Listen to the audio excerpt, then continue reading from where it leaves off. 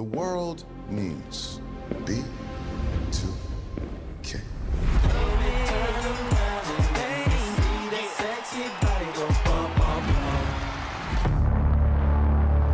B2K's breakup was a huge shock to their fans.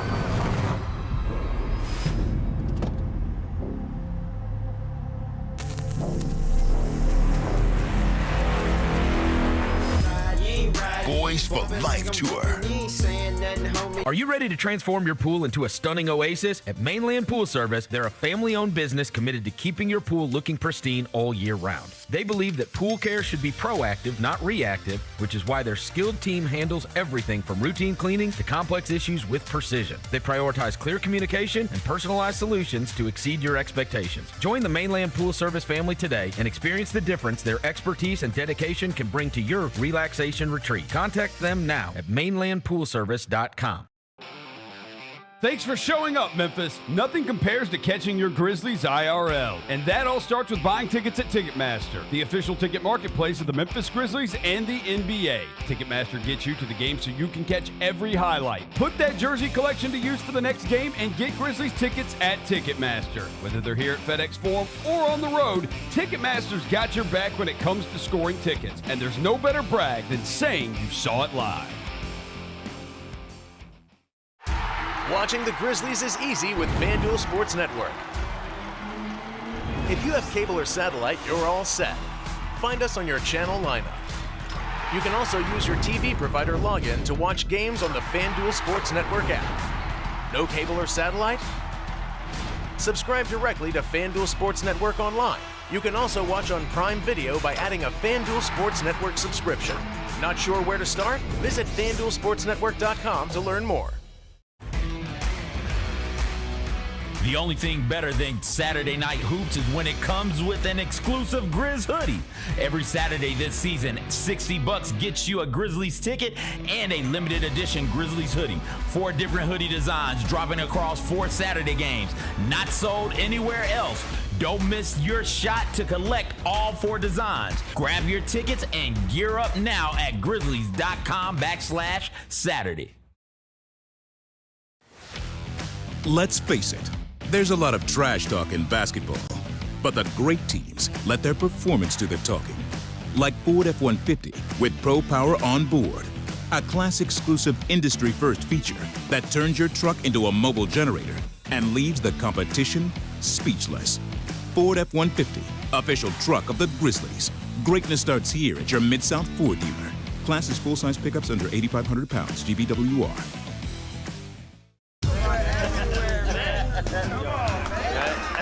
Now that's the new edition way. But I feel like there's another level we can take it to. What you think, Mike? 2 steps ahead of you, Slick. What's good, bro? What you doing, man? I'm in. Woman, you don't even know what I'm getting ready to ask you. Here's the vision.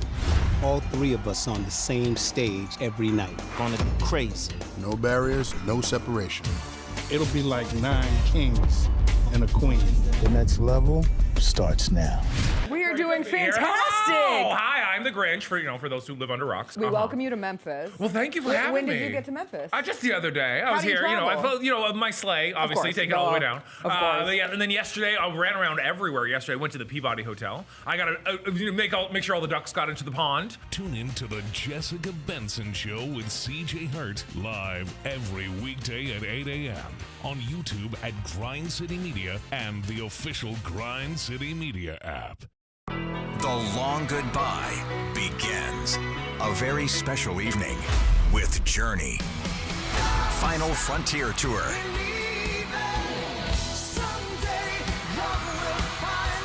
Journey. Tickets are on sale now at journeymusic.com. Your chance to say goodbye to the songs that changed our lives. Journey. Final Frontier Tour. Thanks for showing up, Memphis. Nothing beats catching your Grizzlies IRL, and nobody knows that better than you. So next time you want to hit up a game, Ticketmaster's got your back with tickets to every upcoming matchup. Whether you're catching the Grizzlies at home or on the road, you'll find tickets at Ticketmaster, the official ticket marketplace of the Memphis Grizzlies and the NBA. Keep putting that jersey collection to use and get Grizzlies tickets today. There's no better brag than saying you saw it live. See you courtside again soon, Memphis. Live from downtown Memphis, this is the Chris Vernon Show on YouTube at Grind City Media and the official Grind City Media app. Now, here's your host, Chris Vernon.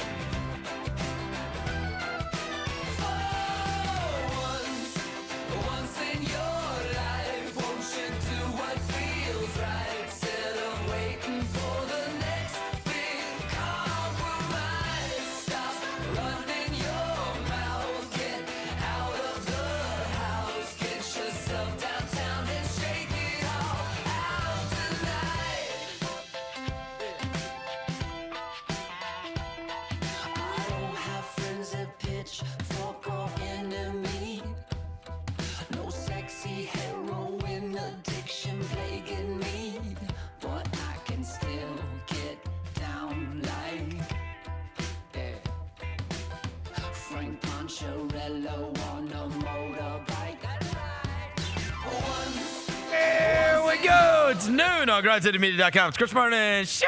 Welcome. It is the Friday, December 19th, 2025 edition of the show. Today on the show, unbelievable NFL game last night that went on. There was a massive slate of NBA games. Grizzlies are going to have a home game this weekend at FedEx Forum. We will get to all of that. Also, college football playoff action this weekend, starting tonight. We will get to that as well. Gary Parrish from the Gary Parrish Show will join us as he does on Fridays. It's a Friday. It's still cold out. Smile. Let's do it. Turn it up.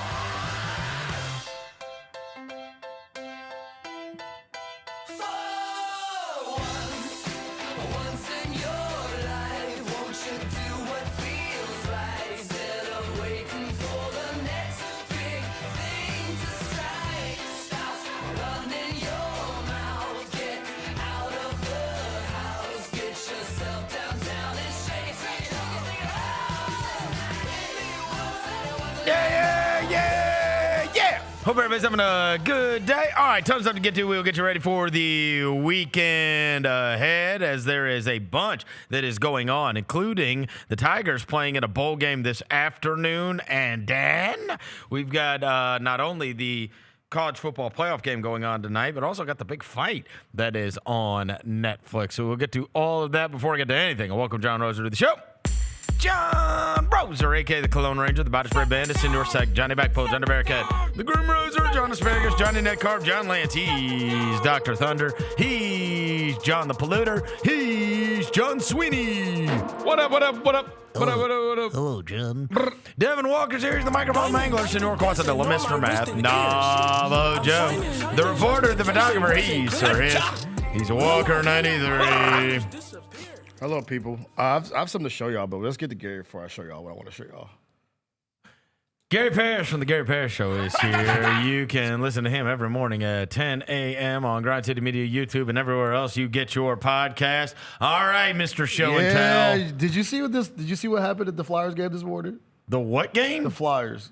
The Flyers? Yes, play the video. Oh, I saw this. What, the Philadelphia Flyers? Yes, play the video. The hockey club? Wait, there's a play hockey the video. team Make sure you play that audio too, my guy. I saw it. There's a hockey game that already went on this morning. It's Friday. I saw it. It said 1 hour ago on my timeline. What? Jalen, can you play it? Yeah. This is very close. Sense of urgency when they're playing from behind. Now they're going to take the TV timeout. We'll take it as well. 7 gone in the third. It's 3-2 Buffalo on the Philadelphia Flyers broadcast network.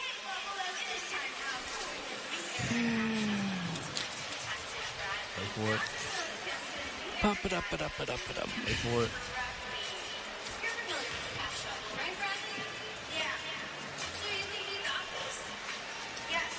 While you're down there, would you mind blowing me? Listen. I think we're still on the air, Tim.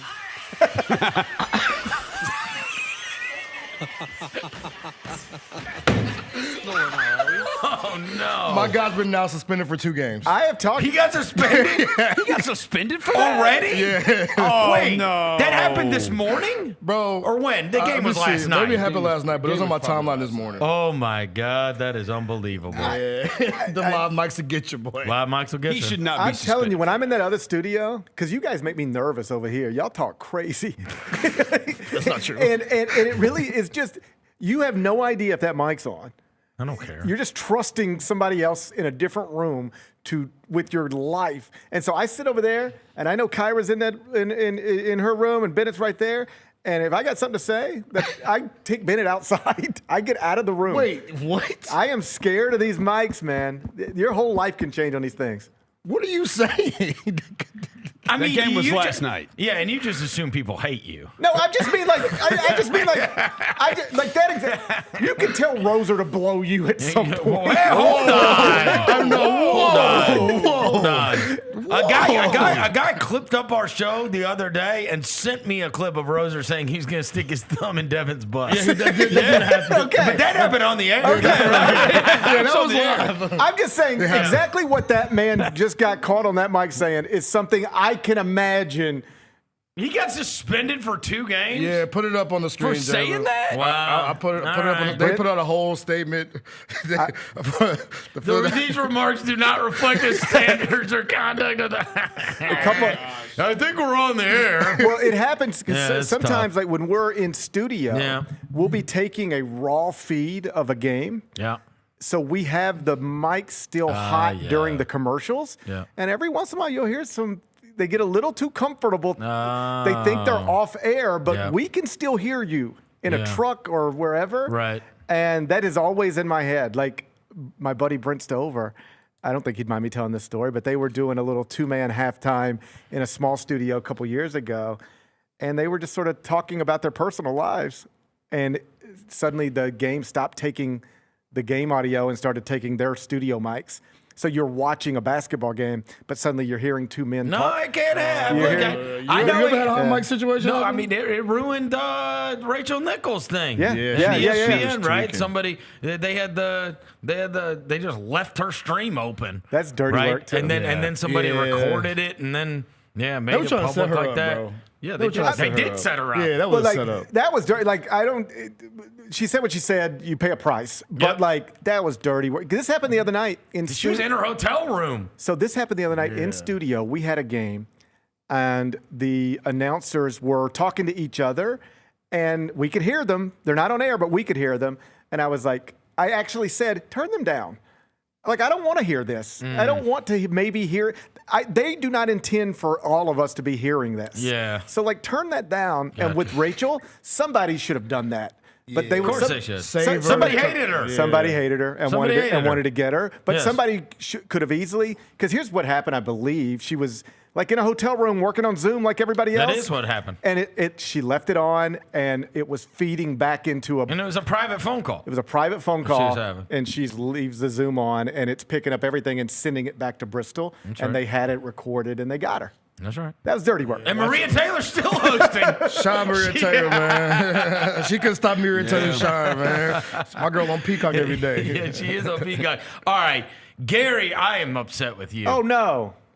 I mean, for you to downplay the Gasparilla Bowl this afternoon, and then you and Jessica getting this conversation about that, like, you've been watching, like, are we not Tiger fans? It's the bowl game. It's going on at 1:30 today. You don't give a crap. What? You don't give a crap. Hold on. What happened to Winmore for B-Lou? One more for B-Lou, bro. Come on, bro. We ain't doing that, bro. That's our thing. One more for B. We not letting y'all do that, bro. The other day, you don't even said disparage you the didn't Great care. Gasparilla Bowl. They're playing for booty, bro. The Gasparilla They're Bowl. playing for booty. The trophy is booty. The Gasparilla Bowl, which is this afternoon, I will watch it.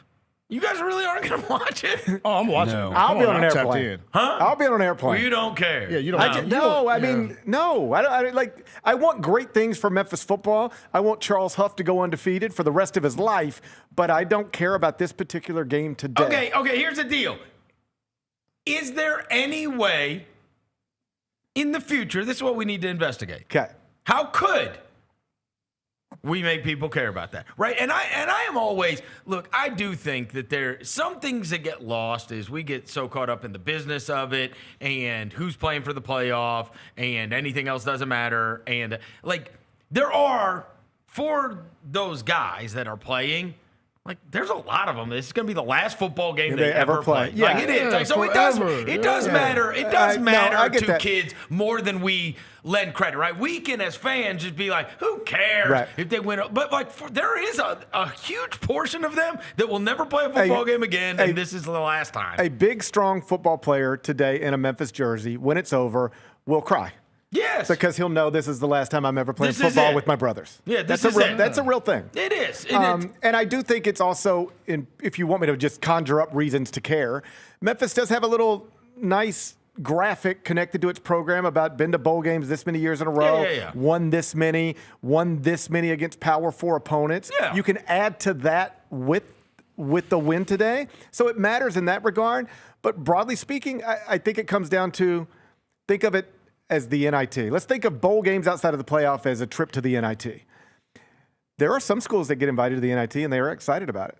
You know, it's a first-year coach, and they were picked 13th in their league, and they finished 5th, and now they get to go to the NIT. Like, or it's a mid-major team, and it's like, man, this is cool.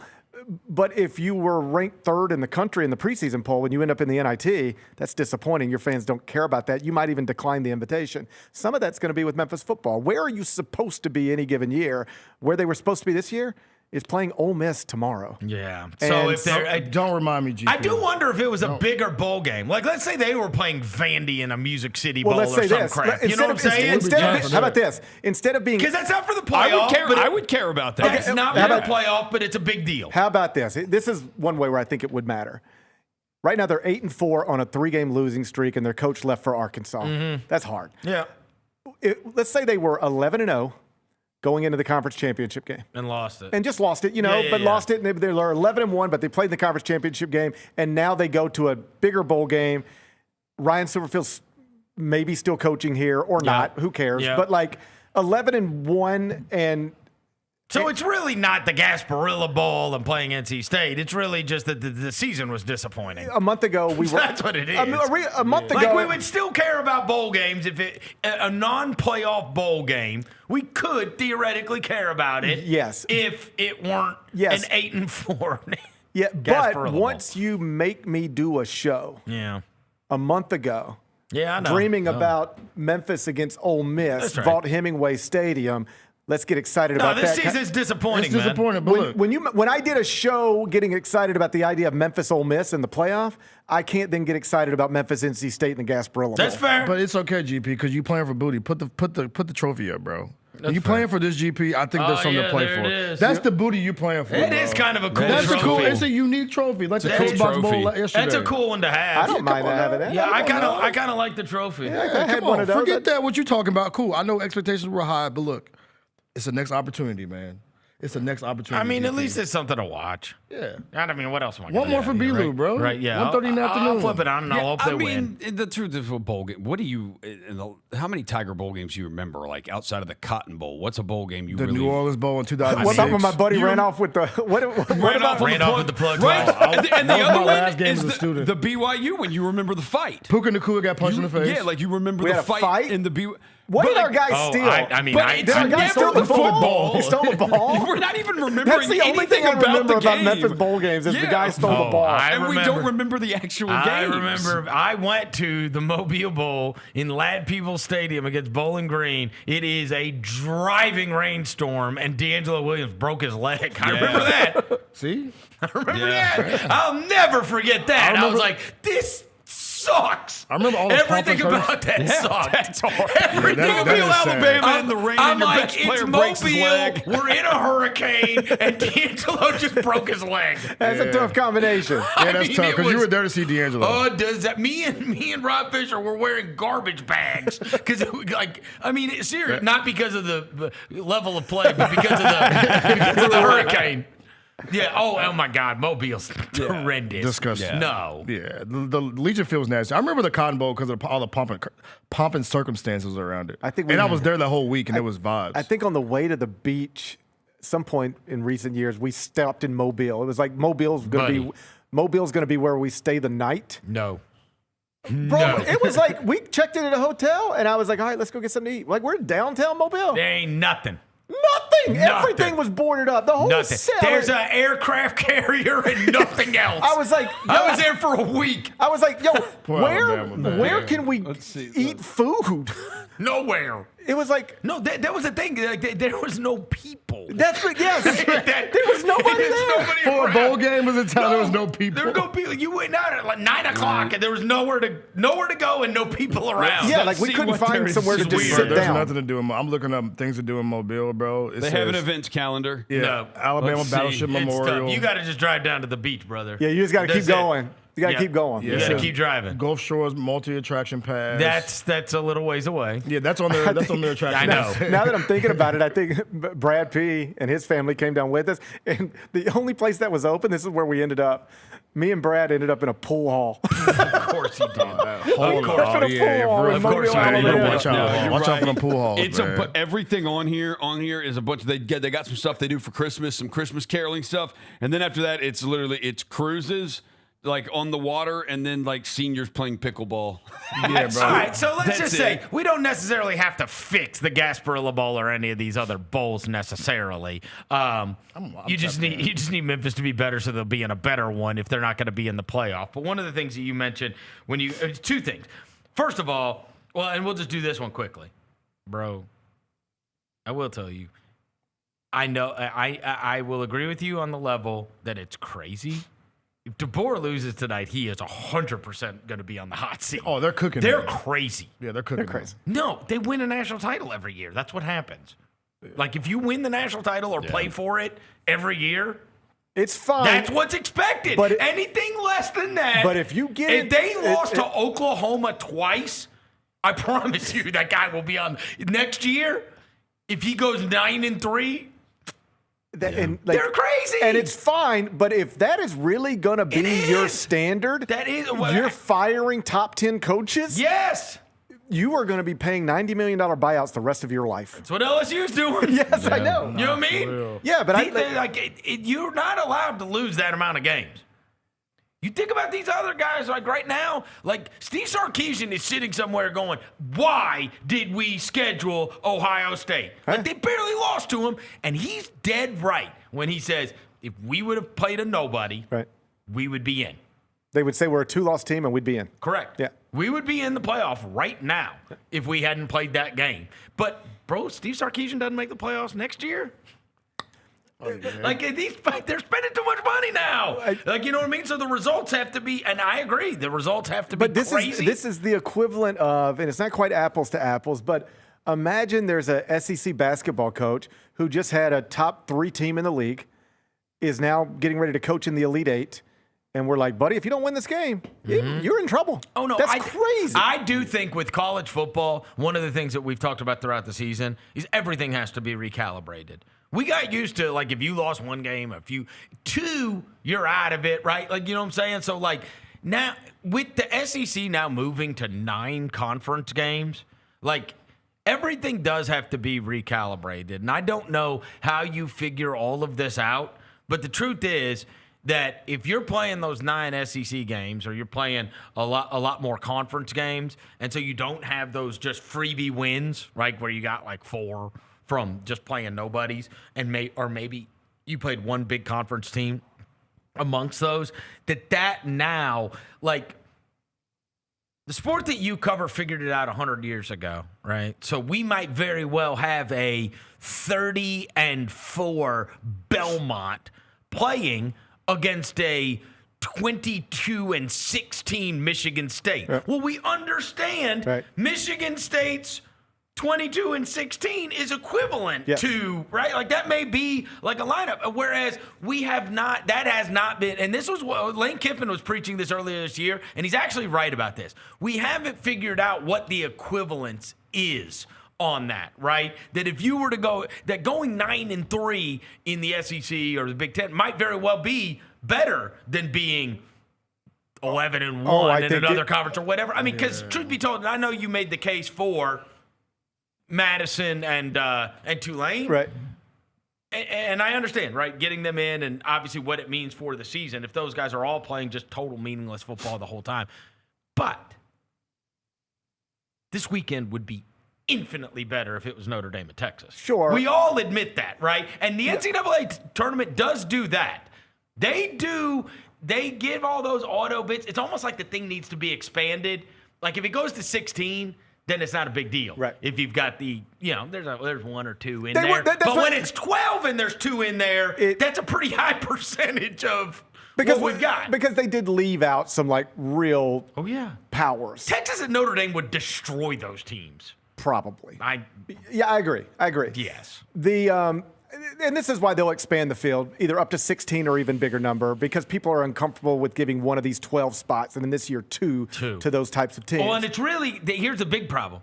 It's 2 of 4. Because we got 4 games going on this weekend, right? Because you got 4 byes, so it's 2 of the 4 are and crap. neither of them were impressive either. And here, but we'll let one of them be a 1-possession game in the middle of the third quarter. It'd be amazing. And now we're in it. That's what I'm banking for. It happened last year with Arizona State. Right. They played Texas, forever people are going to remember Scatterboo, right? Because probably of that. got him drafted, low-key. But you'll know this, but in basketball, getting St. Peter's over Kentucky is much easier than getting James Madison over Oregon. Is that what it is? Like in football, you just physically overwhelm somebody. That's right. In basketball, you could just make 9 threes, and now you're in a game. So the upsets are going to be less common in football than basketball. But I still think you've got to have an access point for them. To your point about hiring and firing coaches, this is interesting to me. There are 7 teams in the SEC that finished above 500 with a conference record this season. 7. Missouri was 4-4. Tennessee 4-4. They're upset. LSU 3-5 fired their coach. Kentucky 2-6 fired their coach. Florida 2-6 fired their coach. Auburn 1-7 fired their coach. Arkansas, 0-8, fired their coach. So basically... And I would say, what would you say? At best, 50-50 on Tennessee right now? Oh, they'll want to fan base. If he does this again... No, I'd say at best. Even though he's been great there, if he has another one of these next season... He was in the playoff last year. Right. Even though he's been great, they were bad forever under different coaches. He got there, got it good, is good, but if he has one more of these, they'll try to get him. Because he made some mistakes that Tennessee fans will never forget. Well, they also did. What's weird about their schedule and the way they played out this year is what I told you guys like a week ago. They did not beat a bowl eligible football team. Yeah, which is crazy to think about. Tennessee, who was really good, they did not beat one team that is bowl eligible. Okay, so here's my point. Which is wild. There's 7 SEC schools that finished above 500 with a conference record above 500. That means there's 9 that didn't. And basically all of those 9, they are either schools that you don't expect to be good or they fired their coach. So if this is the way you're going to run through it, where on average only about 7 or 8 teams per season in the SEC can have seasons that their fans believe are good enough. Okay, Georgia's got to be one of them. Alabama's going to be one of them. Texas is, in theory, going to be one of them. LSU is going to be one of them. A&M expects to be. This is where you have a problem. A&M expects to be. Now Ole Miss thinks that it is. Oklahoma damn sure expects to be. Tennessee definitely expects to be. Florida expects to be. Auburn expects to be. But you can't. It's impossible. It's impossible. You can't all be good. That's right. And this is part of the problem with expansion. Well, and also... You have the toughest league in the country. Great. Somebody's got to take losses once you start playing each other. And the fans whose teams are taking losses, they don't think their team should ever lose. So now you got to pay $80 million to make this guy go away. Well, it's like our guy Silverfield goes there and he sells the dream of and they're like, all right, we're in. And then you sit back and then you just reasonably go, who are you going to be better than? Yeah, who? Yeah. Who? Especially when John Calipari's taking up, a good percentage of the rev share there. Right. Who are you going to be better than? And I do think, and this is one of the discussions we had, I think most importantly after Franklin got fired. And I came in here and I was like, bro, if you would have told me James Franklin, Hugh Freeze, Mike Norvell, these guys, we all accepted that these are good coaches. Yeah. Everybody. Everybody except. So what is going on, right? Like, is this now because it's just a crapshoot what kind of season you're actually going to have? Like, to be consistently awesome. Brian Kelly, another guy, everybody accepted. So are all these guys bad coaches now? Is it because the advantages that they had maybe in motivation and recruiting are lessened and the X's and O's thing matters a lot more now? Is it simply Hugh Freeze hitched his wagon to Peyton Thorne and Jackson Arnold and it was horrible, and Mike Norvell hitched his wagon to Tommy Castellanos, and before that, DJ Ukulele, and the one time he did have a good quarterback, which was Jordan Travis, he went 12-0, and it's like, I don't know. This is what I think it is. Like, Rick Pitino was talking about this just yesterday, because St. John's has been a little bit disappointing this season, so has Kentucky. They both spent millions of dollars. Kentucky, $22 million, and St. John's not too far. Like, Kentucky's the highest payroll in college basketball, and St. John's is top 10. Wow. All right? Both those teams have been disappointing. And Rick said, imagine if the Mets or the Yankees, because he's talking to New York media, or the Giants or the Jets, had to rebuild an entire team in the offseason via free agency. And they just missed on some guys. Yep. You know, they overpaid somebody here, misevaluated some. Yeah. His name rhymes with Farron Sadshaw. You miss on a guy here, and now you're in it. Oh yeah. And he said that's happened to us. He implied that's happened to us. I think it's happening to Kentucky, and yes, it happens to Hugh Freeze. It happens to Mike Norvell. You are really rolling the dice, as you put it. Trying to roster build, hoping that the pieces fit together. Yeah. You can identify talented pieces, but these days coaches have no idea who these people are. Well, then you think about the ones that have hit, right? So the guy at Miami saved his job. Well, he went and got Cam Ward, and then he went and got Carson Beck. Yeah. Right? And Yeah. Dan Lanning went fired. and he got Dante Moore, to transfer from UCLA. And what if he still does it? Like, what if he doesn't have Dante Moore? What if he's got whoever, right? And Oklahoma was playing Alabama tonight, went and got John Mateer from Washington State. It's like the ones that have hit it, they're the ones that But if you make one, Mendoza. You one miss away from getting Mendoza. Mendoza, he got hit. He was a hit from Cal. Right. It changes everything. But if you go Pavia. it turns the whole program. Honestly, it's really Get the right quarterback. And go buy the right quarterback. Right. You're going to go spend $5 million on a quarterback. If you get the right one, you can go to the playoff. And if you get the wrong one, they might try to fire you. You might get fired. That's the crazy world we live in. Yeah. You and I one can't miss away from not having overstate a job. And yes. And I can't overstate what I hear from coaches about. It's like I can still evaluate a quarterback or a point guard in a workout, but I don't know this person. Mm-hmm. Like Penny Hardaway had already agreed to contracts with half the roster before he even knew who these guys were. Or how they would interact with each other, what kind of personalities they have. What if one of the guys a prick? You don't know. You don't know them. Right? And meanwhile, we watched that Netflix thing before the season, right? DJ Lagway has a Lamborghini. Yeah. He's a Lamborghini. Yeah.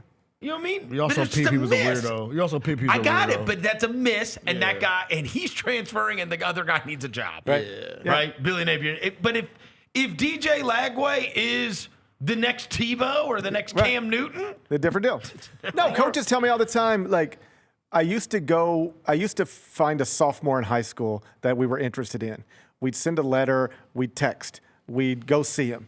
He'd come visit unofficial. We'd go see him play a game. I'd show up at his grassroots game. I'd text his mom, call his dad. I know his brother. Now I don't know my players. Yeah. I have a analytics guy who comes to me and says, Coach, we need 2 wings. I've run the numbers. Here are 5 players at the mid-major level who measure the way we want them to. These types of wingspans, shooting this percentage from 3 on this many attempts. I'll send you the files on Synergy. Watch them.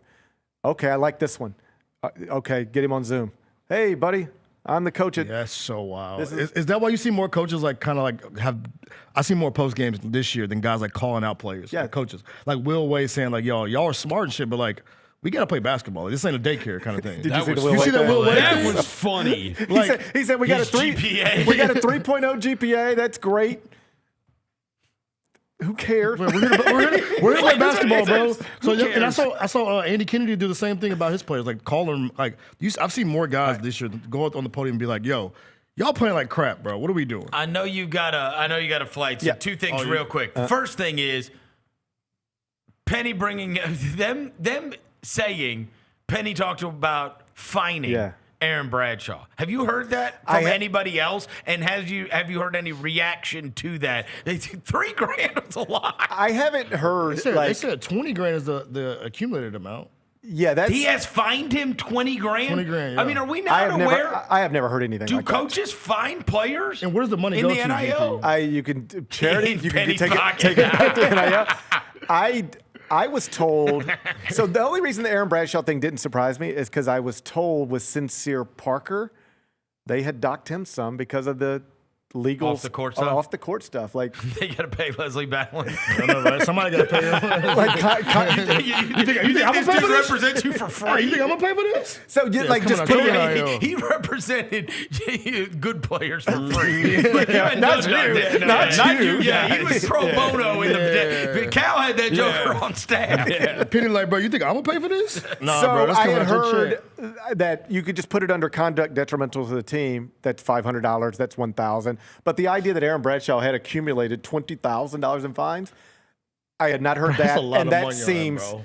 that seems unusual to me. I don't know that that's a one-on-one story. I wonder if other coaches are fining players. I haven't really asked. And like, how does because nowadays, I mean, this is like if you want, this is pro sports, bro. You want it to be pro sport? Yeah, that's what happens. But does it come out of your game check? Because like in the NBA, it comes out of your game check. Well, You know what I'm saying? like that's the thing. These guys don't have game checks. So like, where does the money come out of? They just hand you. It's like, hey, you want to play basketball for us? Yeah, here's $300,000. Kirby Smart does it.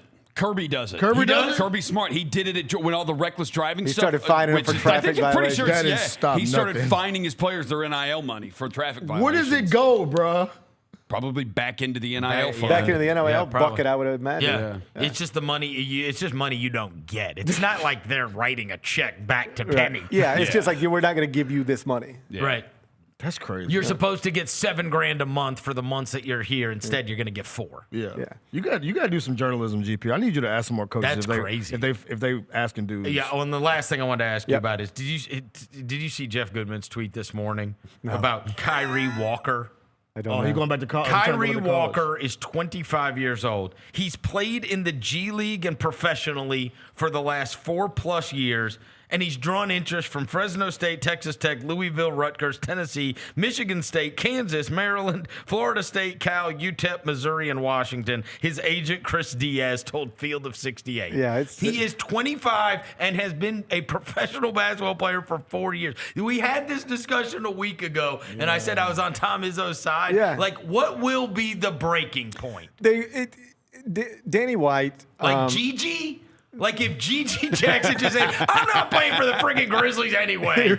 Right? South Carolina, I'm coming back. And he doesn't sign an extension, and his contract ends, and next thing you know, he's playing for Louisville? I mean, what people will tell you That's is, insane, well, as the rules are written, if you've ever gone through a draft, you'll be ineligible to play college basketball. And I'm like, well, as the rules were written, we've unwritten them all. Like it used to be, if you played professional basketball, you can't play college basketball. We've unwritten that one. This is ridiculous. I agree. A 25-year-old who's been in the G League for 4 years. He's playing in Mongolia right now. So to answer your question, Danny White, the AD at Tennessee earlier this week, quote tweeted Dan Wolken, I think. He's like one of the athletic directors who's more forward thinking. And it was like, we all know what we need to do. The sentiment was like, it is so maddening to watch people debate and discuss. So what do we need to do? We all know what we need to do. We need to collectively bargain with student athletes and create a CBA for college athletics. That's what we need to do. Because once you establish a CBA, you can establish rules. And they're your rules. They won't be challenged in court because you've collectively bargained it. So if your rules are, if you're 25 years old or older, you can't play college basketball. As long as it's agreed upon. What would be the breaking point? Like a 30-year-old? No. I've got it. He has 2 years of college eligibility left, and he is not on an NBA roster anymore. Here's 37-year-old Patty Mills. Go back to college. If Patty Mills went to play for St. Mary's, at some point people are going to stand up. But here's how the negotiation would go in this hypothetical. The NCAA side, for lack of a better framework, would say, hey, listen, we're going to cut it off. You get 5 years to play 4. Clock starts immediately after your high school graduation.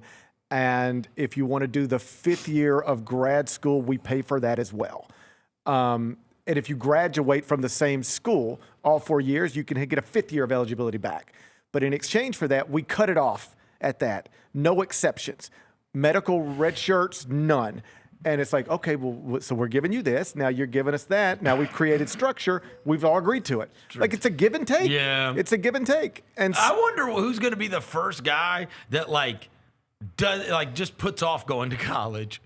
Right, so that he goes to college between ages 21 and 26, and it's just the most unbelievable college basketball, right? You know, these kids do it now, because they're reclassing all the time, up and down, and they just decide, I'm just going to keep reclassing, and then I'm not even going to go to college until I'm fully formed. Okay, I'll tell you where this is happening. That's insane, bro. I'll tell you where this is happening. A kid named Sammy Jackson. I did a story on this summer at Peach Jam. He's going to VCU, top 75 prospect in the country. He's going to VCU. Turned down offers from every power conference program. Not every program, but every program in every power conference. Okay. Big 12, Big 10, they all offered. He picked VCU out of the A-10. You say, why? We've reached a point where the power conferences don't want to pay top dollar for a high school player unless it's Cameron Boozer or A.J. DeBonsa. They don't want the top 75 kid, high dollar. They're going to go to the transfer portal and fill that need.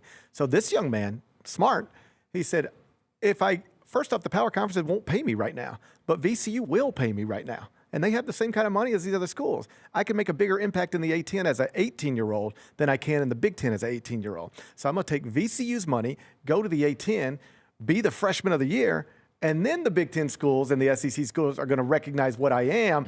That's when they put the big checks on the table, and I go to them. So that's one way to manipulate the process.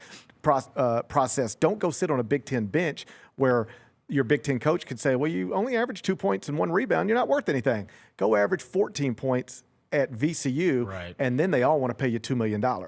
Another one that's interesting, it's a young man, I believe let's just say an Ivy League school right now. He's got 1 year of eligibility left. This would be his senior year at his Ivy League school. After last season, he was approached by power conference programs, SEC, Big 10, to try to transfer out. Get in the portal, we'll pay you $2 million to come play for us. To do that, he would have to leave his Ivy League school that he's close to graduating from. Well, you don't want to be on the verge of diploma matters. You don't want to be on the verge, no disrespect to what I'm about to school I'm about to say, but you don't want to be on the verge of graduating from Yale and then transfer to Mississippi State and get your degree from Mississippi State, right? Yeah. Or Memphis or Ole Miss or whatever. It doesn't matter. So here's what he did. He redshirted this year. No. He said, I'm redshirting this year. I'm not going to play for my team. He's going to school. But I'm just going to school, going to get his degree. And next year he's going to play for somebody? And then he's going to say, now I'm in the transfer portal. I've got my degree from Princeton.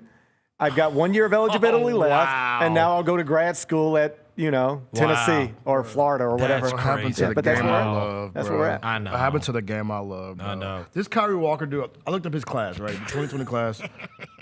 Jalen Green was in this class. Jalen Cunningham, who I thought has been in the NBA forever. Jalen Green's girlfriend's my age, and he went to school with this guy. That's what I'm saying. Cunningham? Evan Mobley.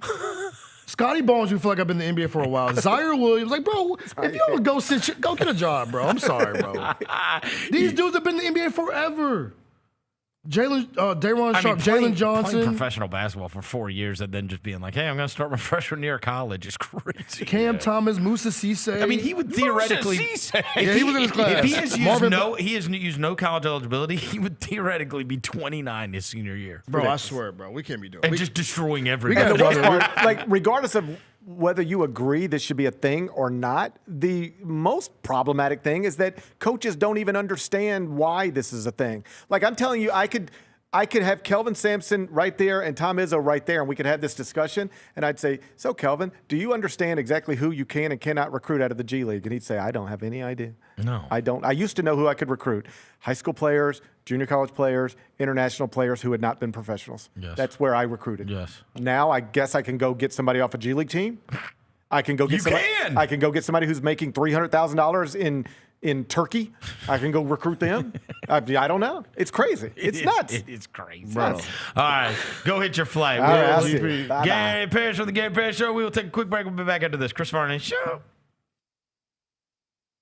The heaviest metal credit card of all time. Rumored to be one of only 18 in existence. Plated with the very same tungsten that forged the International Space Station. And wielded at business dinners like a samurai sword. It's a classic corporate power move. But the real power move? Having end-to-end visibility on your most critical shipments. FedEx, the new power move. Nate Bargatze. Look, I say a lot of dumb stuff. I try to keep it in front of large groups. Seems to go better that way. Big Dumb Eyes World Tour. When you say something dumb one-on-one, it's a lot for that person. I'll say it, then I can just feel that they feel the weight of my life on their shoulders. Tickets and info at NateBargatze.com. Don't miss the Big Dumb Eyes World Tour. Nate Bargatze. Memphis. Monday Night Raw returns with non-stop action, unmatched energy, and the superstars you love. We don't get mad, we get even. We don't go home till we beat them. This is our time, we ain't leaving. Give me the crown undefeated. Witness the moments you'll never forget. Monday Night Raw, Memphis. Monday, February 16th. Tickets and Ringsider packages on sale next Friday. Kroger shoppers and Grizz fans. One exclusive last-minute discounted ticket deals texted straight to you. Sign up with the new Kroger Buzzer Beater deal.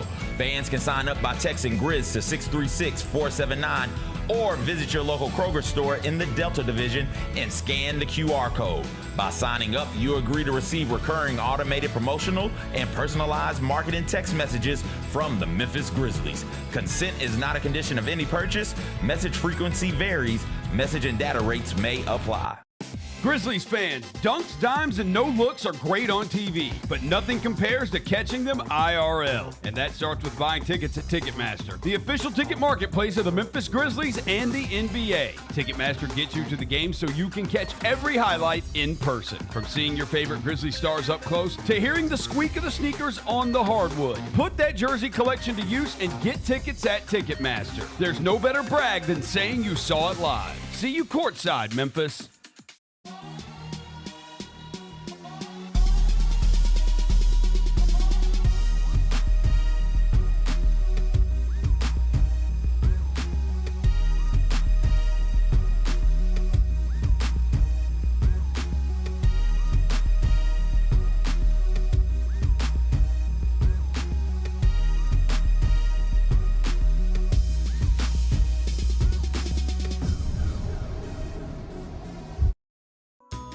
Southland Casino Hotel is helping you navigate to Santa. Win your share of over $550,000 in free play and a brand new Lincoln. Here Comes Santa takes flight on Saturday, November 1st, when you can begin earning entries. And don't forget the grand finale drawings on Saturday, November 29th and Saturday, December 27th to win a share of over $40,000 in free play or a brand new Lincoln. Win big during Here Comes Santa, only at Southland Casino Hotel. Own the 2025-26 Grizzlies season with the 10-game Flex Pack, the ultimate way to catch all the action on your terms. Choose your favorite matchups from intense rivalries to weekend thrillers and customize your pack to fit your schedule. With 10 games to pick, you'll never miss the moments that matter most. Visit Grizzlies.com/packs today to build your perfect ticket pack and cheer on the Grizzlies your way. It's your team, your season, and your schedule, so don't miss out. The Grizzlies are the one thing everyone in the family can agree on. So join us every Sunday this season for Sunday Family Fun Days. It's a steal at just $35 and includes a ticket to the game, a $10 food voucher, post-game free throws on the court, and a meet and greet with mascot Grizz. Space is limited, so grab your tickets now for this unique experience your family won't soon forget. Go to Grizzlies.com/Sunday and have a fun day.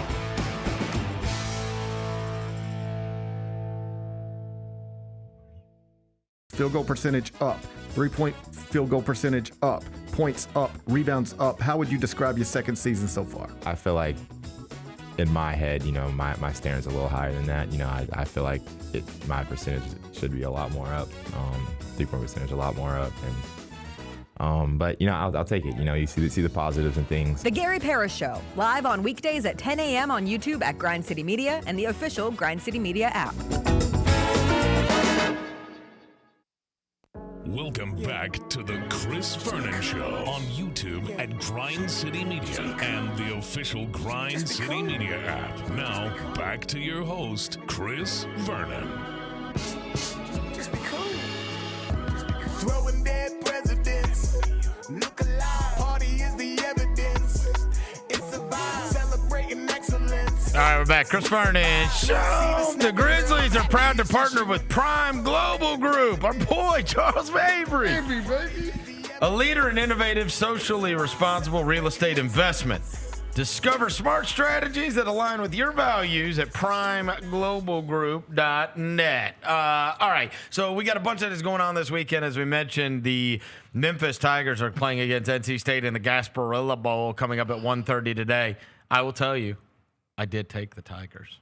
Good. Plus 3.5. Oh, it's going That's down. what I have bad news for you, I've though. got 3.5. It's I got going bad down. news. I've got 3.5. It but was I- 5.5. Hey, but I don't need them. Yeah. It Straight was up, fun. baby. It was fun. You could have gotten 5.5 earlier in the But week. I don't need them. We don't need it. We're getting it straight up. But I have bad news for you, though. Oh, you always have bad we're news. Do recording- you ever have good news? That's actually a great question. Seriously? Am I Grizz PR? Do you ever have Are you good Grizz PR? Am I the new do Undertaker? Do you ever have good news? Actually, I don't, actually. What is your bad news now? Oh, Greg Jaworski, one of your favorite players. He's not playing? He's on a freaking... He's on a cart. He's on a wheel. What do you mean? He's not playing. He's Why? He can't walk. Go, Greg! He can't walk. Oh, well, I guess he's not playing. Yeah, he's not playing. Oh, phooey. Yeah, so that's... Sutton Smith is, though, right? I hope so. And B-Lou. And B-Lou. And Frank Pizant. All right, good. So, yeah, go Tigers. All right. Yeah, we So- still got B-Lou. As long as it's one more for B-Lou. Hopefully, so that bowl game is going on tonight, and then Alabama, Oklahoma, which I did broach a little bit with Gary, that is going to be going on this evening as well. They, I really don't know. Like as I said yesterday when Jessica was on, I don't have some kind of strong opinion. I have been unimpressed with Alabama for the better part of 2 months.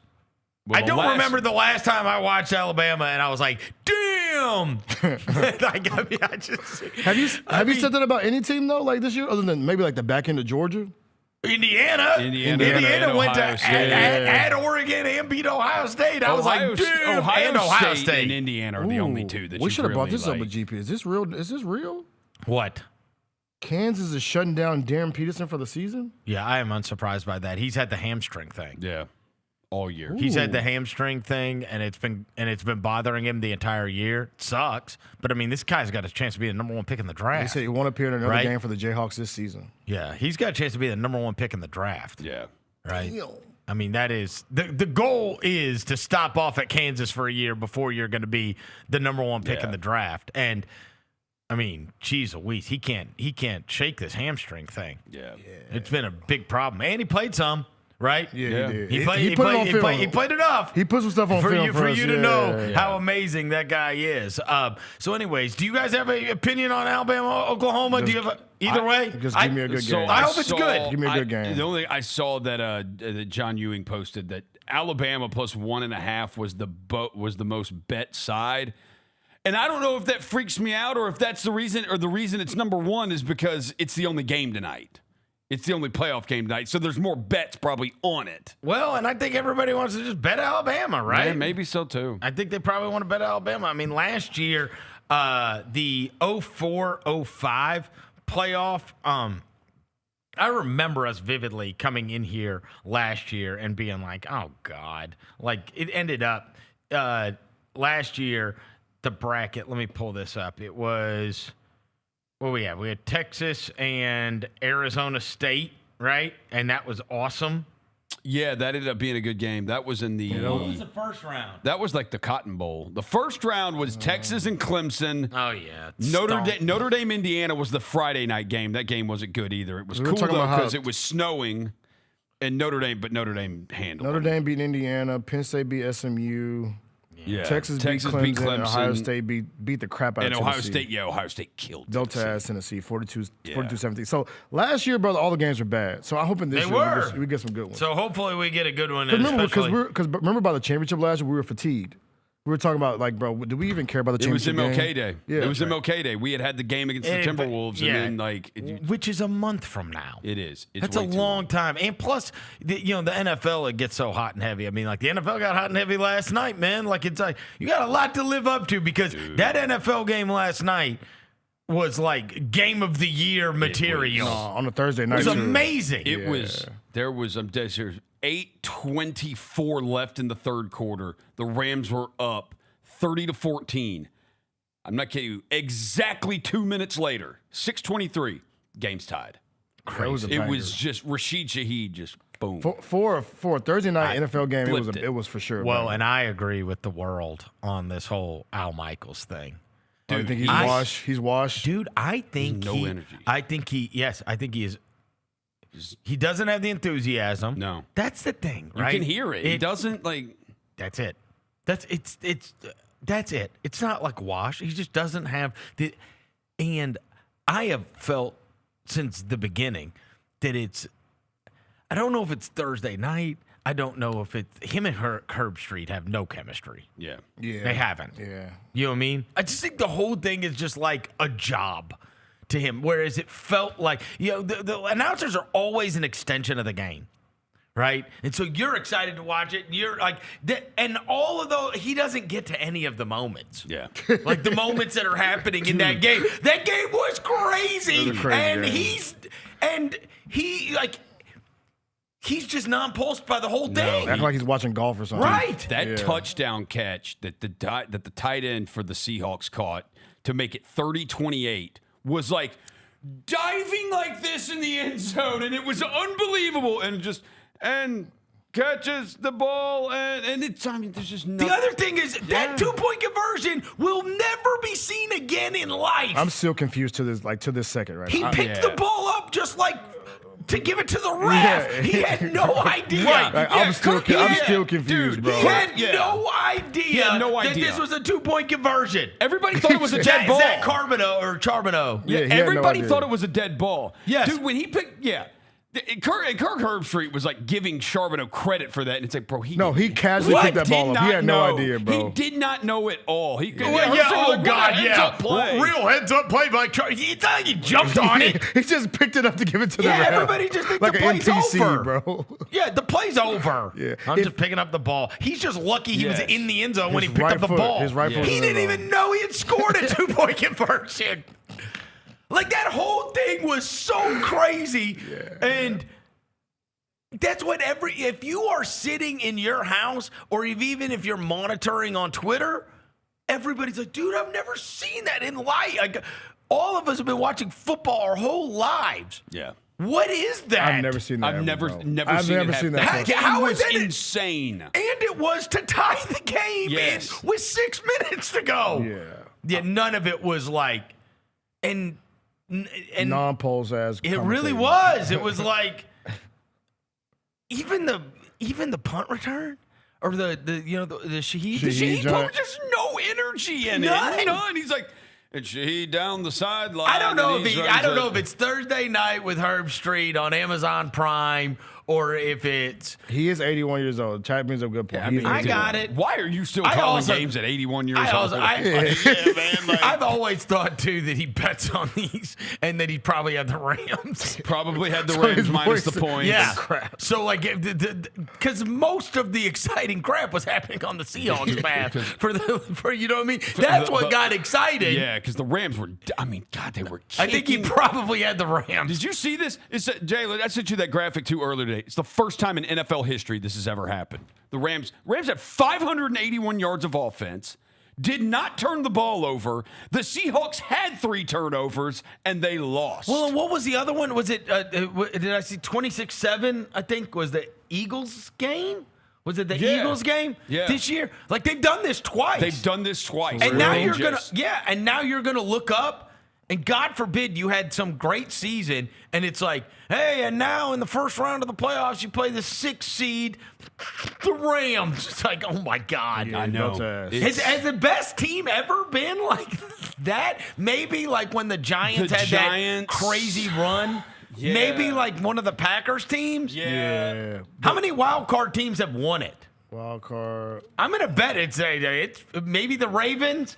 They were the Flacco year. They were a wild card, right? 7 NFL wild have card won teams. it as a wild card. Yeah, Raiders, Ravens, Giants. Wait. What years are we talking? Raiders 1980, Broncos 1997, Ravens 2000, Steelers 05, Giants 07, Packers 2010, and the Tampa Bay Buccaneers 2020.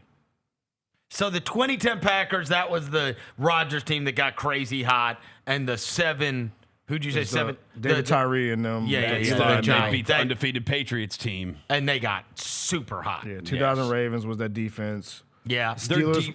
The 2000 Ravens were a wild card? Yeah. Probably I guess because the Steelers? the Titans won the division, I think. No, Steelers. The Steelers. Were they still? I didn't know if they had the 4 divisions back Let me then. see. maybe I got not. you. I Hold on, don't let me know. find When did out. they do the realignment with the divisions? 2000 Ravens. Good grief. Because I think realignment with were a divisions wild- didn't start until I think it was 02, 03. So they won a wild card as well, Yeah, they beat the Broncos the first round. They beat the They won at Titans in the NFC Championship. They beat the Raiders, and of course they beat the Giants in the Super Bowl.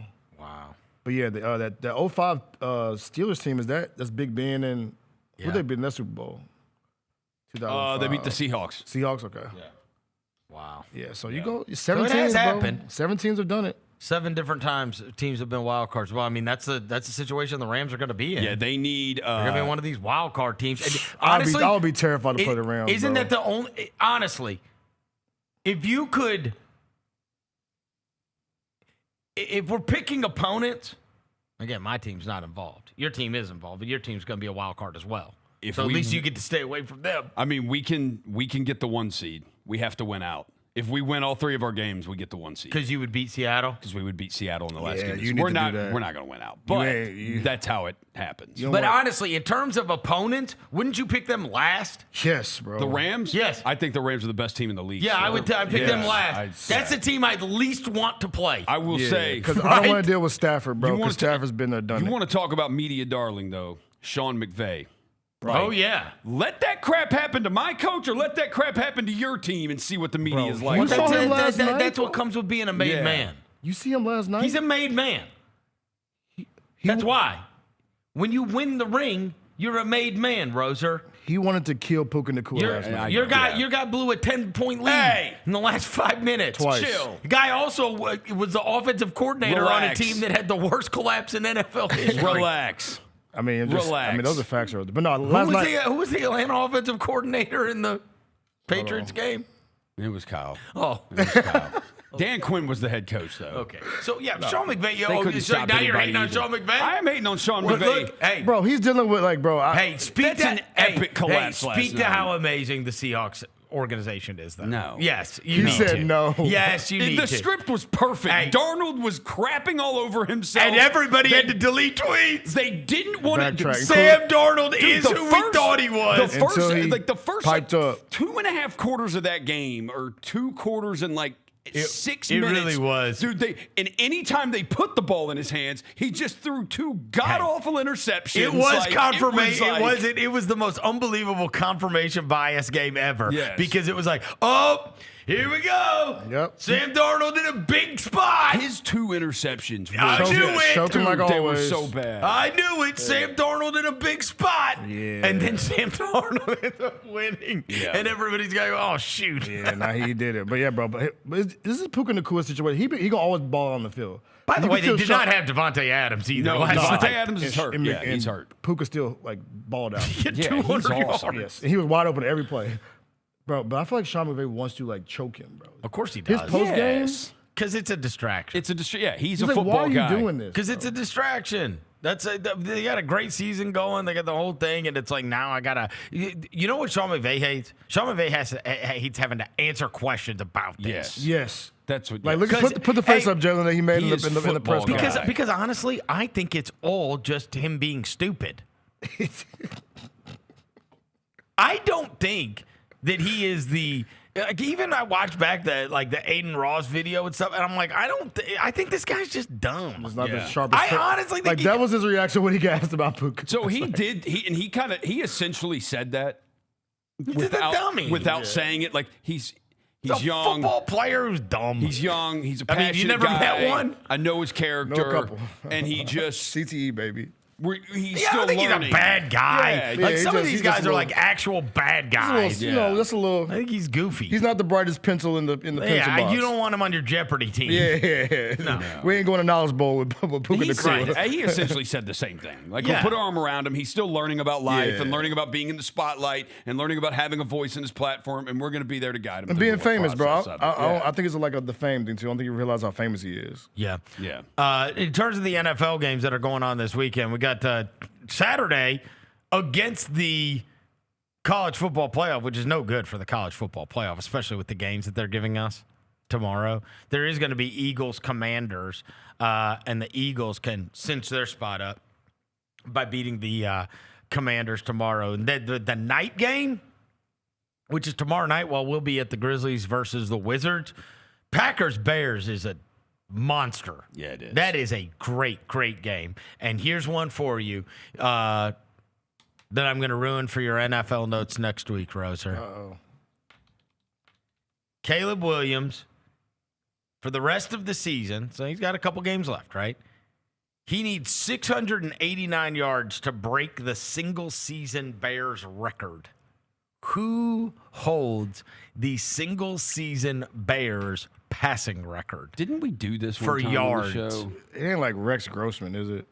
It is not. No, Rex and it can't be Jay Cutler because that would be that's too an obvious obvious. answer, yeah. Cutler, Eric Zier. Kyle Orton? Zier? Kyle Orton?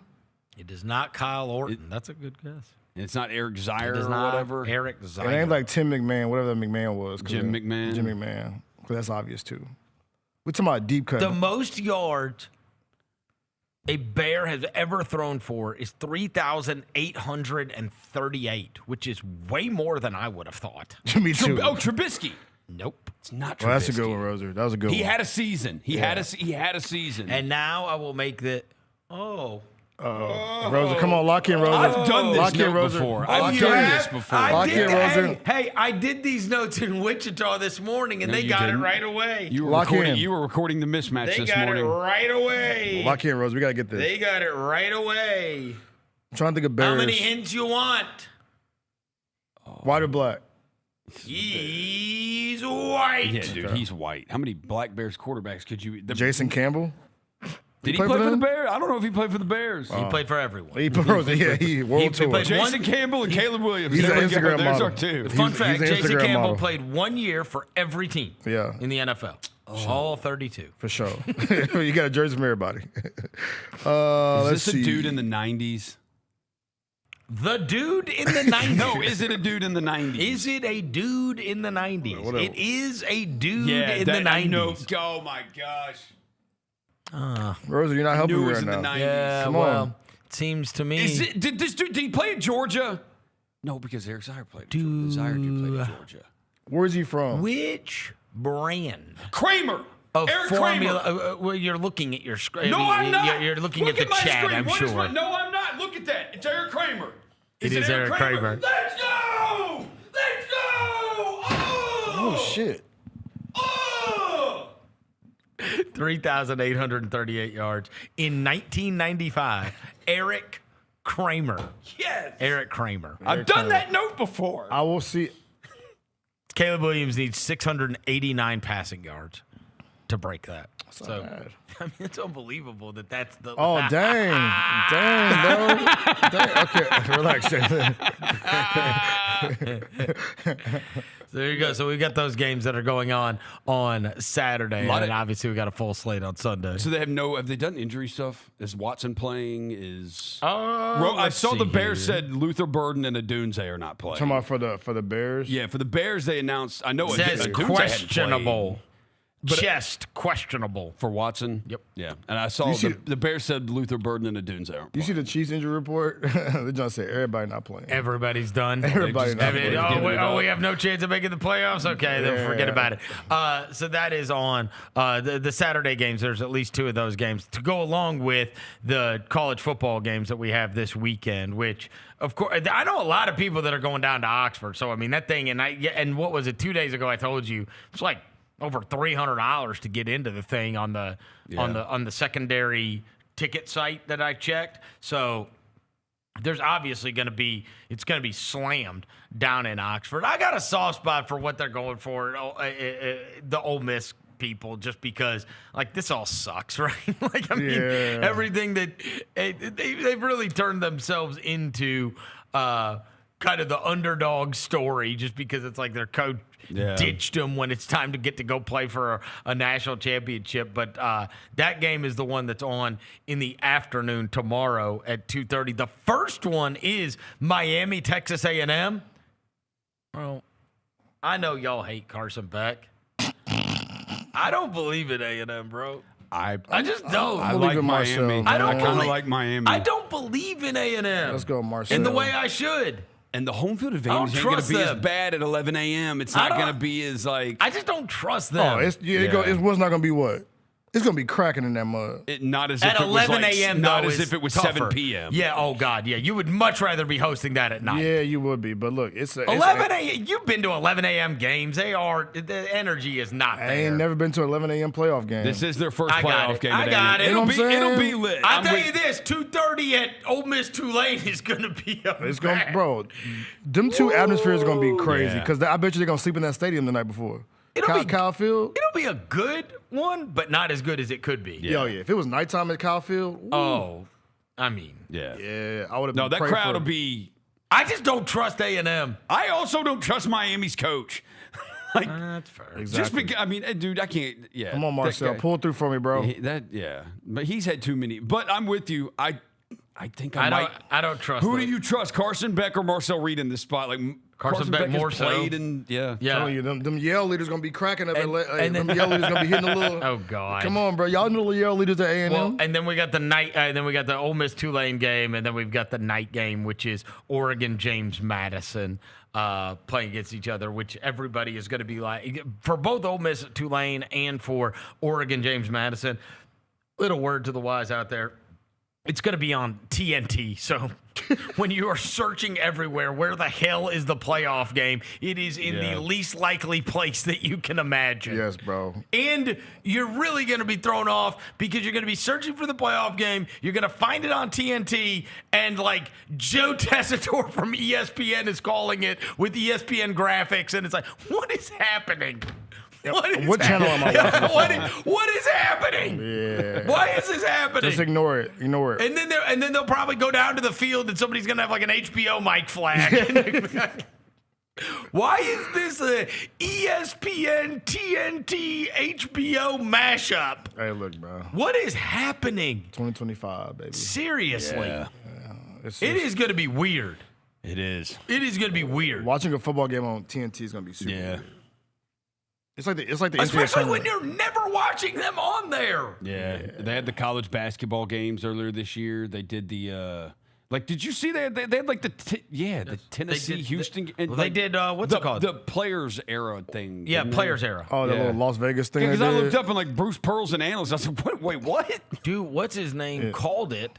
Me and Gary were on a text with them. Brian Anderson, you know my buddy Brian Anderson. Yeah. He's that's right. Yeah. He's of course he's called the NBA for 100 years, but he's for the first time in like 20 years because he started Spurs years ago, and he now does Brewers during the summer, but he's still with TNT, and now like he's called like Roland Garros, the tennis stuff. He's called the golf stuff. But part of it is they're doing college basketball now too. And because he's gotten into it's weird. So I became friends with Brian Anderson, and then so I would talk to him pretty frequently, and then weirdly out of nowhere, Brian texts me and is like, "Hey, do you happen to know Gary Parrish?" And I was like, "What? Are you serious?" Right. Yeah. Like Really? He's like, I listen to him and Norlander's podcast all the time, and I love it because I'm trying to learn everything about college basketball. He's like, they do a really good job of covering it all in college basketball, and I'm trying to get back up to speed on everything. But he had to call some like St. John's versus somebody game on TNT, and he was like, there might have been 300 people at this game. And he's like, you want to talk about humbling? You know what I mean? Like, because he just called the Ohtani 3-home run game in the World Series. Yeah. He's like, this is like I'm back to my roots with some of these college games. You know what I mean? Small gym, But nobody there. But I mean, they still have the same announcers on TNT for that stuff. But this one is weird because they don't have the TNT announcers. They got the ESPN for these. ones. They've got the ESPN announcers yeah. because they've been calling football all year. Yeah. It would be weird to put in, you know, we could put in Brian Anderson and Stan Van Gundy. to call a football game. Candace Parker. That would be wild. Candace Parker, Stan Van Gundy, and Brian Anderson calling. I really like Trinidad Chambliss. Ole Miss Tulane. Yeah, we don't need that. Yeah, it's gonna be weird though with those games on TNT. We'll see how they broadcast. You can't remember ever. That is just our whole lives not been the channel you turn to for football. No.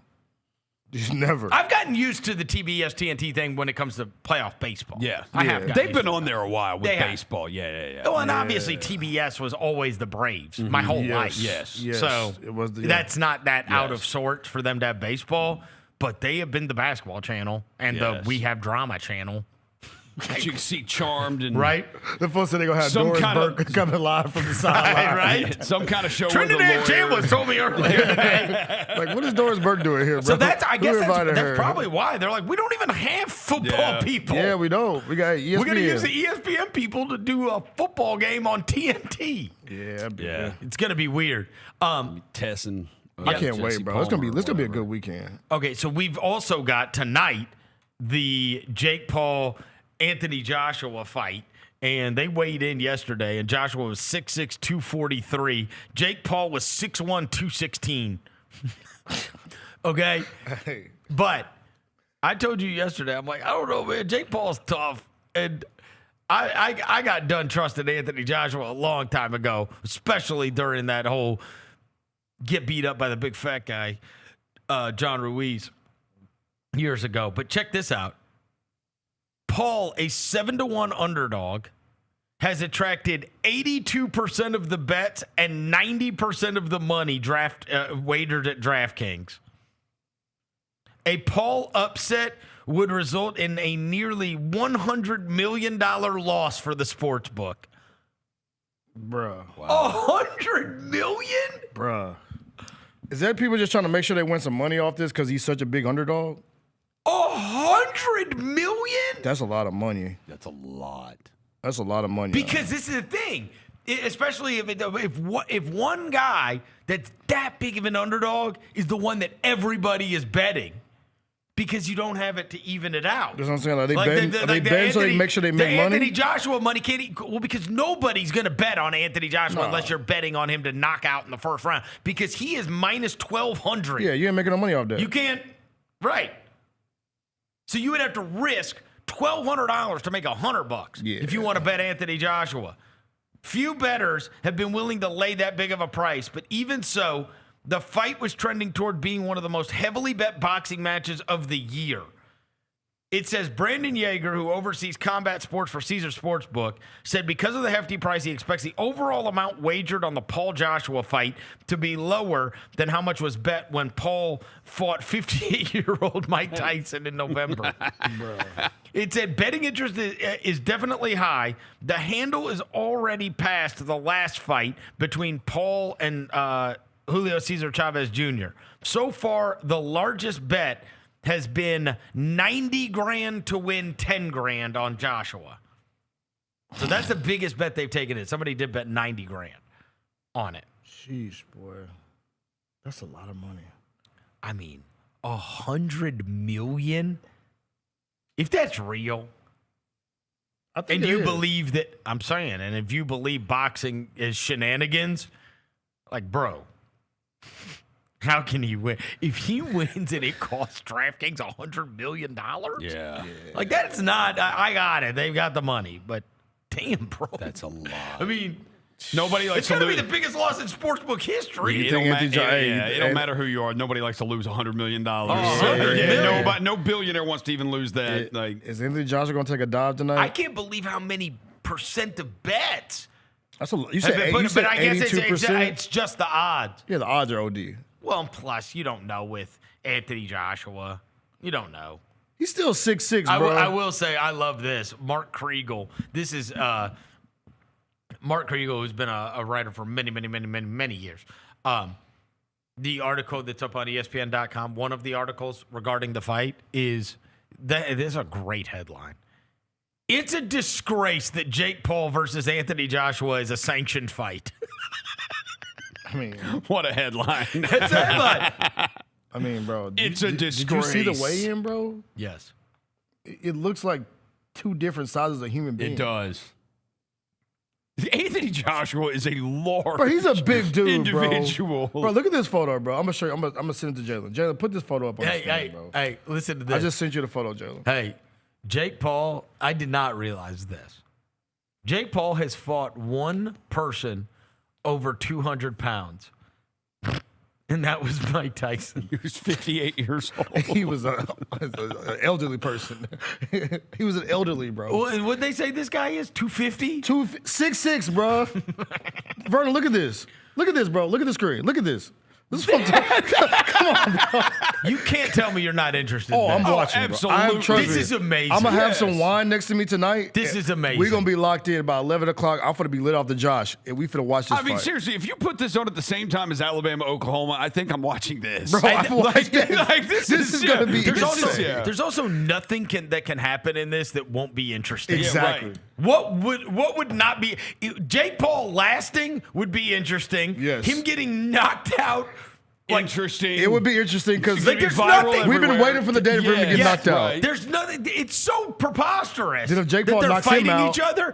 Also, the weight difference. I mean, like, they do have weight classes. Yeah, that's what I'm saying, bro. Like, put that photo back up. Like, look at that, bro. Look at Where that. else That's can you see insane. this, bro? Put the photo back up, Jalen. Look at this, bro. What did I just say? He was 6'1", what? 215? Come on, bro. And Anthony What did he- Joshua was 6'6", No, like yeah, 243. No, 6'1", 216 versus 6'6", 243.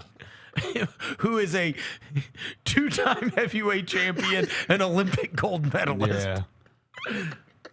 Who's still a fighter, right? Like, it's not like Anthony Joshua is not a fighter anymore.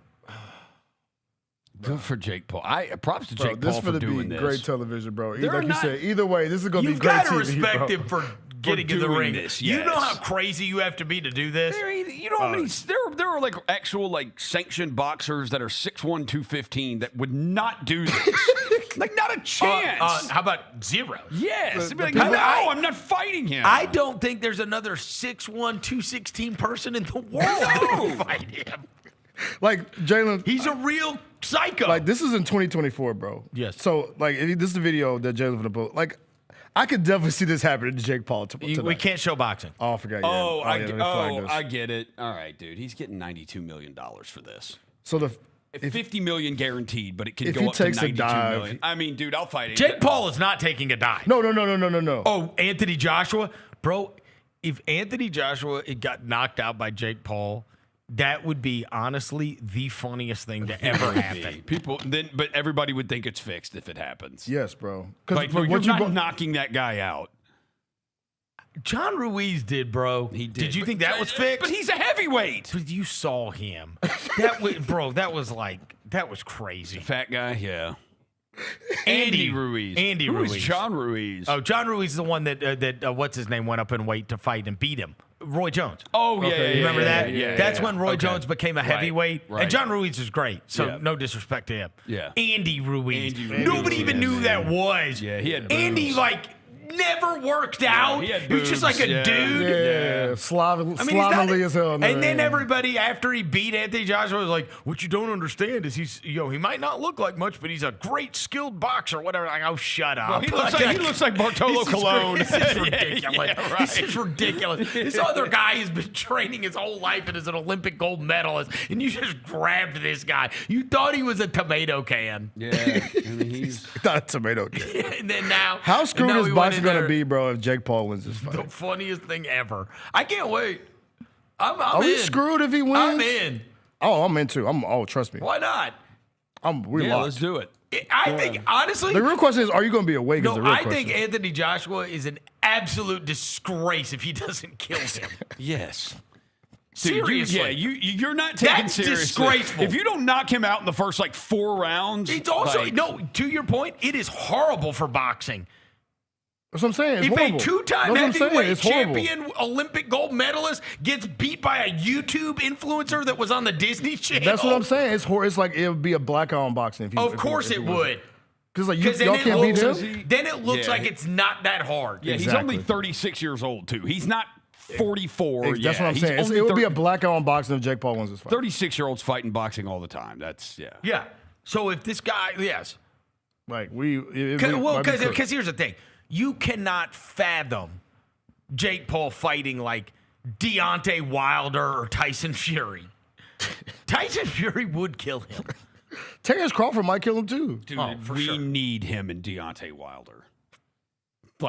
I know, especially two psychos. Yeah. It might be headbutting the ring. Deontay only has, what is it, the left hand? Which hand is Wilder? It's the left. And then you've got... It's just like the most insane thing ever. Yeah, bro. But I mean, we did see him fight Tommy Fury, and he held his own. Yeah. Like, he can box. He can. He can box. And he is tough. But you if you're Anthony Joshua, you should destroy the You guy. just said what? He's a gold medal Olympian, a two-time champion. Two-time world champion. World champion. Heavyweight. Yes. You're facing somebody who's 6'1", 260. Come on, bro. It's David and Goliath, bro. It's David and Goliath. That's what he's been saying. He'd be like, what are they going to say now if I win this fight? All right. Yeah. That's what Jake Paul's been saying. He's a great promoter. He no, lost for his sure. last one. He's an amazing talker. But we are locked in tonight. Yes. I need everybody locked. And by the way, his brother, amazing wrestler. Yes. Logan is great. Yes, he is. In the WWE. I wish they could lean into that completely and make him like a huge star. He's been wrestling I got it, like but I'm nightly saying a lot more. make him like, because he's got the best gift of gab. Yeah. Like, he could be the funniest. He could be the biggest thing in WWE. In this absence of stars, Logan Paul could be the guy. He really could. Because he's that, he's funny, and he's annoying. And he's athletic as hell in the ring. He's a good wrestler. Yeah. Where is this fight tonight? Where is it? I want to say Florida, but let me double check. What's his name back? Is KO still not back yet? Nah, KO's at the retirement thing. This should be the moment that they make Owens the biggest thing in wrestling. Like, to me, he's the one. He's got a personality. KO, and if you could do a feud with him and Logan Paul, I would love that. It's in Miami, Florida. It's in Miami. This The fight? yeah. At the arena where the Heat It's at play. At the Casa Center. Yeah, where the Heat play. Where the That's Heat where the Heat play. So Joshua lost his last fight. To who? Daniel Dubois. It was for the IBF heavyweight title September of last year, September of 2024. In March of 2024, he knocked out Francis Ngannou. That's what I'm saying. There's a video. Like, you got to see the Yeah. video, bro. He made it to the stanky leg.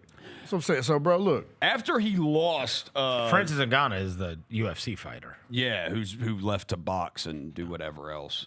He put him to sleep. So he lost in 2022. He lost the IBF, the WO, the IBO, and the WBA heavyweight titles to Alexander Usyk, and then he won 4 fights in a row, and then he lost last year to Dubois.